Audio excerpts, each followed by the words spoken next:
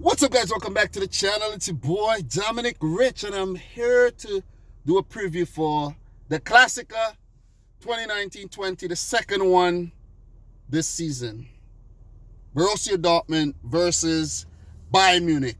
First versus second. This is the biggest game in the Bundesliga, man. Bayern versus Borussia Dortmund in the Klassiker. Or, guys, in Spain, they have El Clasico. Same thing. Biggest game in Spain. Real Madrid versus Barcelona. Now you have Dortmund versus Bayern Munich. Bayern Munich on course or attempting to win their 8th consecutive Bundesliga title after Dortmund won back-to-back titles in 10-11 and 11-12. Under Jurgen Klopp. They haven't won it since. So this game is a big deal. This game is a big deal where world-class players clash on one field.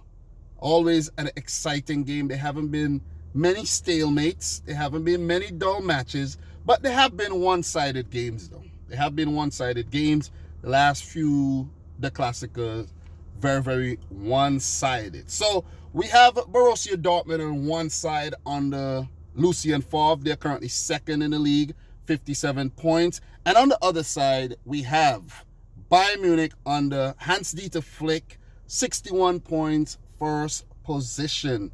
So the thing is, this game is very, very important because if Dortmund manages to pick up a win here, to stun Bayern Munich, they go 1 point. 1 point behind him. And if there's any hiccups going forward by Bayern Munich, then Dortmund could use that momentum and go on to win the title. They have been teasing for quite some time, but they have been perennial bridesmaids. So Dortmund, 9 wins in their last 10 Bundesliga matches. So they are in red, and I mean red hot form right now. Lucien Favre has his boys well drilled. Defense, midfield, and attack. The subs are clicking. That's a lot of wins in the last 10 games. And since the restart, they have a 4-0 win against Schalke. That's a clean sheet. And then a 2-0 win against Wolfsburg. That's another clean sheet. So things are looking good. Things are looking good for Borussia Dortmund. As for Bayern Munich, things are looking even better because they have 9 wins and 1 draw in their last 10 Bundesliga matches. That's simply amazing. That's simply amazing. They have 7 titles in a row, attempting the 8th. It's ridiculous. It is simply ridiculous what's going on over in the German Bundesliga. And still, Bayern Munich wants Leroy Sané to strengthen their team. Oh, just imagine Sané in that team. You know what I mean? Just imagine them. Just imagine them with Leroy Sané. Their last 2 games after the restart has also been wins. A 2-0 win against Union Berlin and a nervy 5-2 victory against Eintracht Frankfurt. That was a very, very exciting game. I already spoke about that match this morning before work. This is after work I'm actually doing this, guys.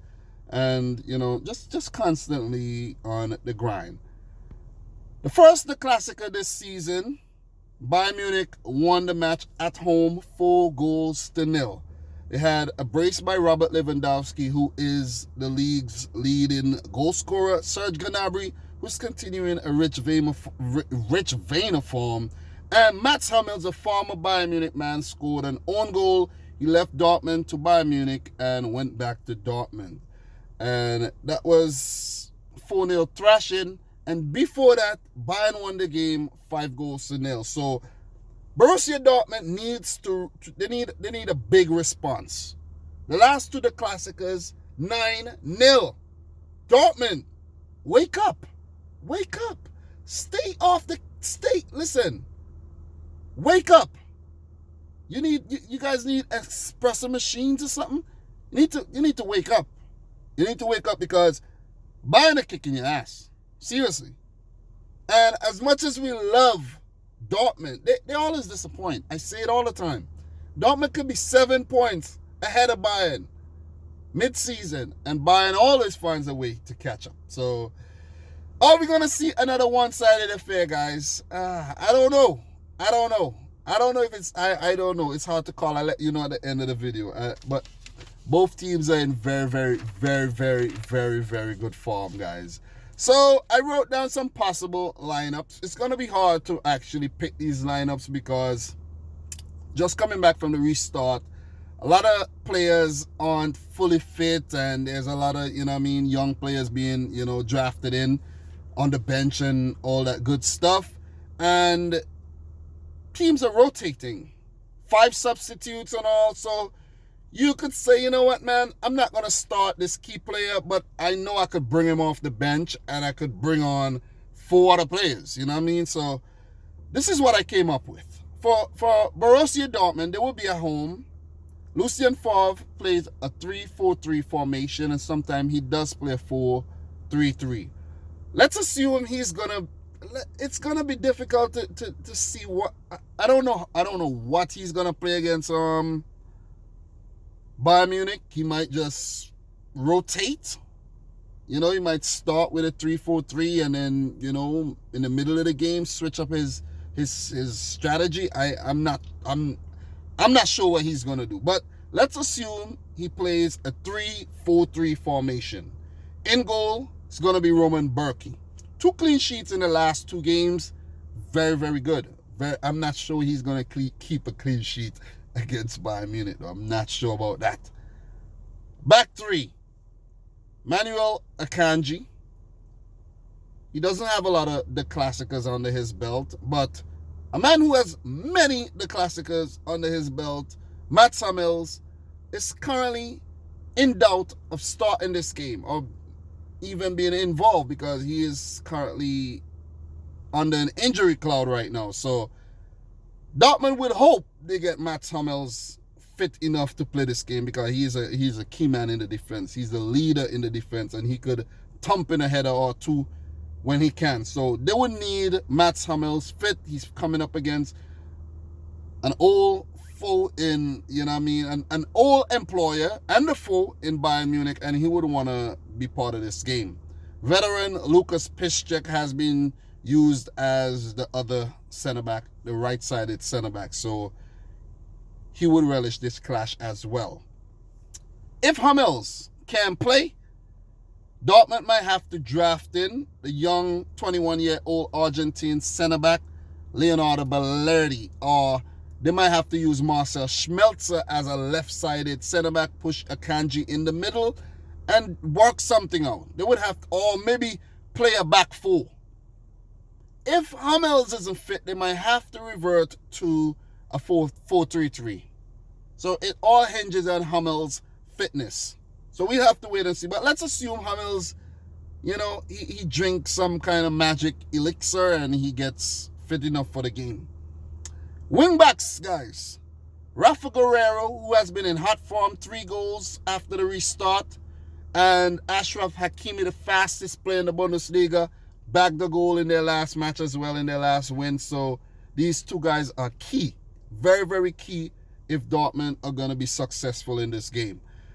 Midfield, this is where it's going to get very, very tricky, guys, because right now, Witsel is injured, or he's not involved. I'm not sure if he's injured or not, but he hasn't been involved since the restart. They have Emre Can, Thomas Delaney, and Mahmoud Dahoud. It has been Delaney and Dahoud playing the first 2 matches after the restart, but I think in this game, if they're going with a 2-man midfield, I think it's going to be Can and Delaney. I think Dahoud might be I think you would want to go in with a more assured player in Emre Can in this game, a player for the big game. So I'm going to say Can and Delaney. As I said, guys, I'm going to stick to the 3-4-3 formation here. So I'm going to stick with that. So the 2 wing-backs and these 2 midfielders, they make 4. 3 up top, guys. Forwards. I think it's going to be, it could either be Hazard, Haaland, and Sancho, or Brandt could be a part of that. Or if they do a 4-3-3 with 3 players in the midfield, Brandt could be involved. But I think Brandt should play. So it might be Brandt, Haaland, and Sancho, because Hazard wasn't even going to start the first game. It was going to be the young Giovanni Reina, but he picked up an injury before the game. So they have bench strength. These players could always come off the bench. Sancho has been coming off the bench for the first 2 matches. So who knows? Maybe they might use that same strategy. It's been working. Maybe they're going to use it.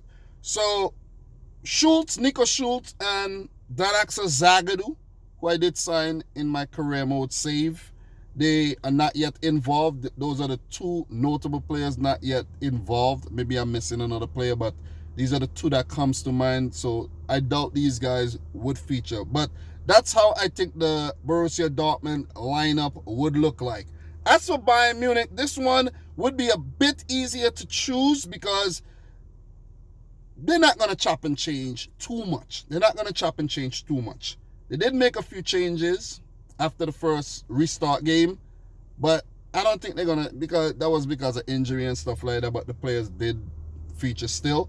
So in goal, Manuel Neuer, who recently signed a brand new contract, and I think he's coming up on 400 Bundesliga games or something like that, if I'm not mistaken. So this game is a big game for Manuel Neuer, and I know he's going to put out a big performance. He's very difficult to beat in goal.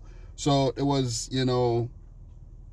a lot of speculation on whether he would stay at Bayern Munich, whether he would sign a new contract, but he has put all that to bed, and he has signed, I think, until 2023, if I'm not mistaken. And he has looked good since the restart, despite conceding twice against Eintracht Frankfurt. But it's hard to stop a big man like Martin Hinteregger. You know what I'm saying? So center back, 2 center back, David Alaba, who's yet to sign a new contract. I hope City could get David Alaba in that Sane deal. That would be lovely. I really admire this player. He would be one of the center backs. He's a left back by trade. He could play as a midfielder. He's just a Swiss Army knife kind of player. Jerome Boateng, who, looking kind of good, has made a few mistakes since the restart, but nothing to, that cost the team anything. Fullbacks, we're going to see Benjamin Pavard at right back, left back. Oh, man. Alphonso Davies. Alphonso Davies has emerged as one of the premier left backs in world football. He's not a left back by trade. He could play in the middle. He could play as a winger.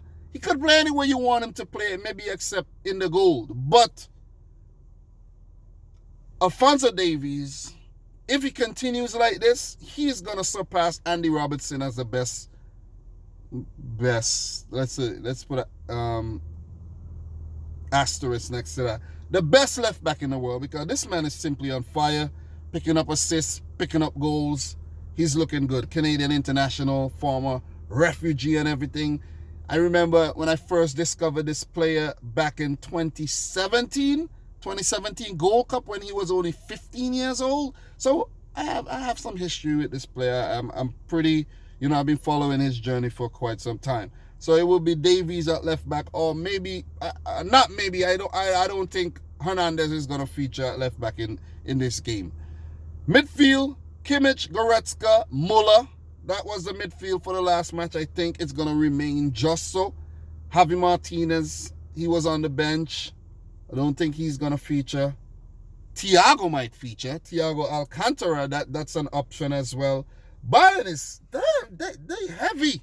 Michael Cuisance, the young Frenchman, they're heavy in the middle. They're heavy everywhere. They have Nicolas Zula injured. He has to come back to. This team is just freaking rampacked. Forward, Lewandowski, Gnabry, Perisic. It's gonna be Perisic or Coman, and not to mention Philip Coutinho is still there alone. So, oh man, talking about top heavy, mid heavy, and heavy in the back, heavy in the goal. It's simply ridiculous, man. But I don't think Coman is gonna play back-to-back. Like, he's not gonna start. They shouldn't start him in back-to-back games. They should let him rest up and bring him off the bench, because he's too injury prone to be risking him like that. Guys, remember, 5 substitutes will be allowed. VAR will be in full effect. And I do admire the way the Germans use VAR. They're probably the best at using VAR in world football. They're a model, man. Yeah, the Premier League could learn a lot from the German league. So, my prediction for this game, guys, despite all that, I'm going to predict a 3-1 win for Bayern Munich. Dortmund are going to get one. It's going to be difficult, it's going to be difficult to predict, but I'm going to go for 3-1. It would be nice if, we see a Erling Haaland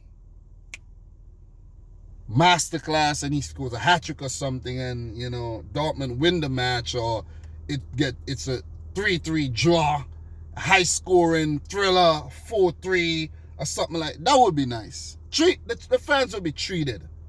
Because we have been witnessing some really, really, really good games.